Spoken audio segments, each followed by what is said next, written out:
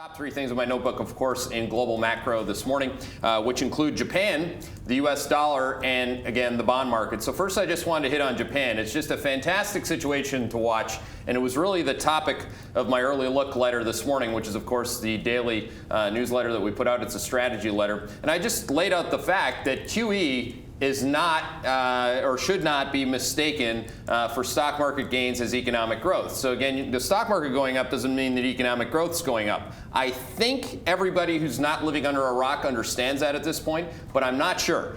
So just to remind you, in Japan, retail sales, pretty big component of the economy, down 9.7% year over year. Now, I can't tell you how much people would be freaking out if that was the US number or the European number for that matter, but that's an awful number versus a pretty bad number in the prior month, which was down 1.9%.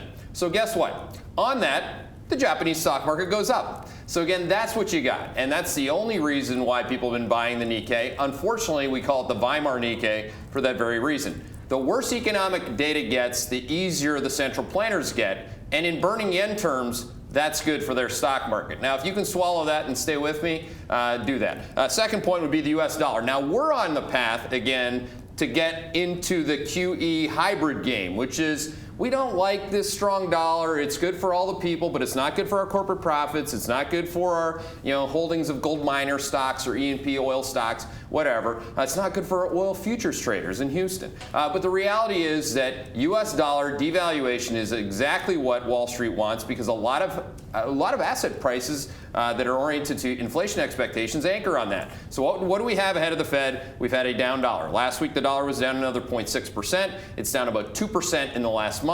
It's down again today. Again, is it all priced in is the question ahead of the Fed. I think the answer is almost. Almost. Not yes or no. Almost. When I think it's yes or no, I'll hit a button in real-time alerts that says buy the US dollar if I think it's oversold. It's getting closer because, of course, the euro's at the top end of its range versus the dollar, which is its current range is 106 to 109. So it's something to think about there that they may have priced in an easier Fed at this point in both stocks and currencies because, again, the stock market, don't forget, yesterday hit an all-time high. Some of the bears capitulated, said, I'm going long, and then it reversed. So, again, we may be priced in here. It's a key thing that I want to talk about today. Is the Fed getting easier already priced in across macro markets? Now, finally, the 10-year bond yield here in the U.S. is the other thing that you'd be asking yourself that question on. We've been trading in this very boring range of 185, call it to 199 on the 10-year bond yield, sub 2%. As all of you know, the bond yield a year ago was 3%. It started the year at 2.17%. It continues to surprise people to the downside as people continue to push out their expectations on a Fed rate hike. Now, again, the question is